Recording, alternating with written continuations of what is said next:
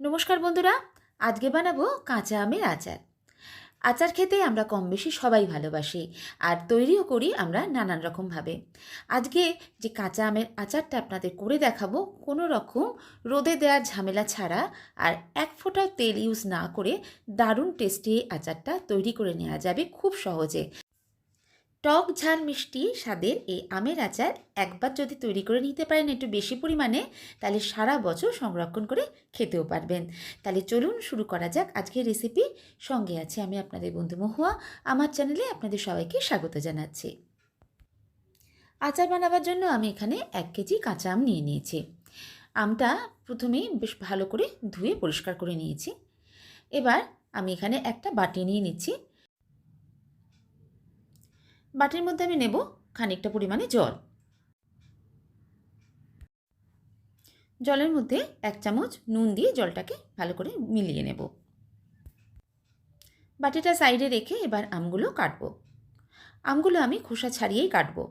আম কাটার পরেই সঙ্গে সঙ্গে ওই যে নুন জলটা বানিয়েছি তার মধ্যে আমগুলোকে চুবিয়ে রাখতে হবে। আম কাটার পরে আমের থেকে কিন্তু বেশ অনেকটাই কষ বেরোয়, আর আমগুলো কালো হয়ে যেতে পারে। এই জন্য কেটেই সঙ্গে সঙ্গে নুন জলের মধ্যে আমগুলোকে রেখে নেব।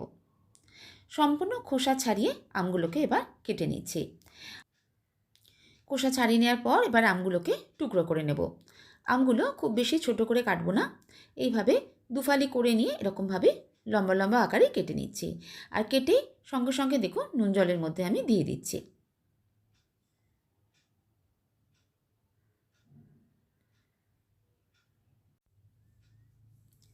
এইভাবে নুন জলের মধ্যে রাখলে আমগুলো একদম ফ্রেশ থাকবে, আমের গায়ে কোনো রকম কালচেঁচো পড়বে না। আমগুলো সবগুলো কেটে নিয়ে এইভাবে জলের মধ্যে রেখে দেবো খানিকক্ষণ। ততক্ষণ এবার আমরা একটা মশলা তৈরি করে নেব। তার জন্য আমি কড়ার মধ্যে নিয়ে নিয়েছি 1/2 চামচ পাঁচফোড়ন আর 1/2 চামচ মৌরি আর 2টো শুকনো লঙ্কা নিয়েছি। হালকা করে একটু ভেজে নেব। খুব বেশি ভাজলে কিন্তু এর গন্ধটাই নষ্ট হয়ে যাবে। হালকা করে ভেজে নেওয়ার পরে এটাকে এবার ঠান্ডা করে গুঁড়ো করে নেব। এবার ওই কড়ার মধ্যে নিয়ে নিলাম এই বাটি মেপে 1 বাটি চিনি, আর সেই সঙ্গে দিলাম 1 বাটি জল। আমি এখানে 1 কিলো আমের আচারটা করছি, আর আমের সাইজটাও খুব বেশি বড় ছিল না, তাই এখানে আমি 250 গ্রাম চিনি ইউজ করেছি। চিনিটা দিয়ে বেশিক্ষণ ফোটাবো না, শুধুমাত্র গলে যাওয়া পর্যন্তই ওয়েট করব। চিনিটা এখন জলের মধ্যে ভালো করে গলে গেছে। এবার মধ্যে দিয়ে দিলাম অল্প একটু হলুদ গুঁড়ো, সে সঙ্গে দিচ্ছি একটু কাশ্মীরি লঙ্কার গুঁড়ো। এতে ঝাল হবে না, কিন্তু রঙটা খুব সুন্দর আসবে। 1/4 চামচ বিট নুনও ইউজ করেছি। আচারে একটু বিট নুন দিলে টেস্টটা খুবই ভালো লাগে। 1 ফালি লেবুর রস দিয়ে দিলাম। এখানে 1 চামচ মতোই লেবুর রসটা হয়েছে, সেটাই দিয়ে দিলাম। সব কিছু একবার ভালো করে মিশিয়ে নিচ্ছি। এবার আমি এর মধ্যে দিয়ে দেবো আমের টুকরোগুলো। চিনির রসটা এরকম পাতলা থাকতে থাকতেই আমগুলো দিতে হবে, খুব বেশি শুকিয়ে ফেলা যাবে না, কারণ আমগুলো এর মধ্যেই সিদ্ধ হবে। চিনির রসের মধ্যে আমগুলো দিয়ে বেশ ভালো করে নাড়াচাড়া করে এইভাবে মিশিয়ে নিচ্ছি। এই সময় এবার ফ্লেমটাকে হাই করে দিয়েছি। চিনির রসটা এখন দেখুন ফুটতে শুরু করেছে। এবার আমগুলোকে সিদ্ধ করে নেওয়ার জন্য ফ্লেমটা একদম কমিয়ে দিয়ে ঢাকা দিয়ে ঠিক 5 মিনিট রান্না করে নেব। 5 মিনিট পরে দেখুন আপনাদের দেখাচ্ছি, আমগুলো একদম সুন্দরভাবে সিদ্ধ হয়ে গেছে, অথচ গোটা গোটা রয়েছে। ঠিক এইরকমভাবে আচারটা তৈরি হবে। আমগুলো নরমও হবে, অথচ ভেঙে যাবে না, গোটা থাকবে। 1 চামচ ভিনিগার দিয়ে দিলাম, এতে আচারটা অনেক দিন পর্যন্ত রেখে খাওয়া যাবে। এবার এর মধ্যে দিয়ে দিচ্ছি সেই তৈরি করে রাখা ভাজা মশলাটা।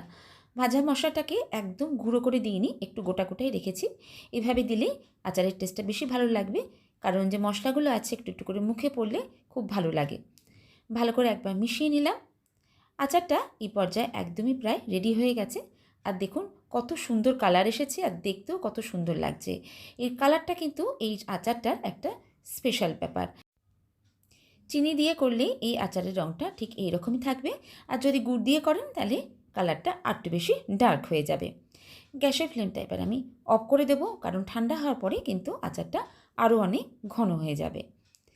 আচারটা ঠান্ডা হওয়ার জন্য অপেক্ষা করব। ঠান্ডা হয়ে গেলে এবার আপনাদের পরিবেশন করে দেখাচ্ছি। আচারটা কত সুন্দর রং এসেছে দেখুন, আর কি সুন্দর গোটা গোটাও রয়েছে। ঠিক এই রকম গোটা গোটা থাকবে আচারটা। গোটা গোটা হাতে তুলে খেতেও পারবেন, অথচ মুখে দিলেই মিলিয়ে যাবে। দারুণ সুন্দর এই আচারের টেস্টটাও কিন্তু ভীষণ ইউনিক। একবার খেলে স্বাদ আপনার মুখে লেগে থাকবে। অনেক রকম আচারই তো আপনারা করে খেয়েছেন, একবার এইভাবে আচারটা খেয়ে দেখুন, আশা করছি আপনাদেরও খুবই ভালো লাগবে।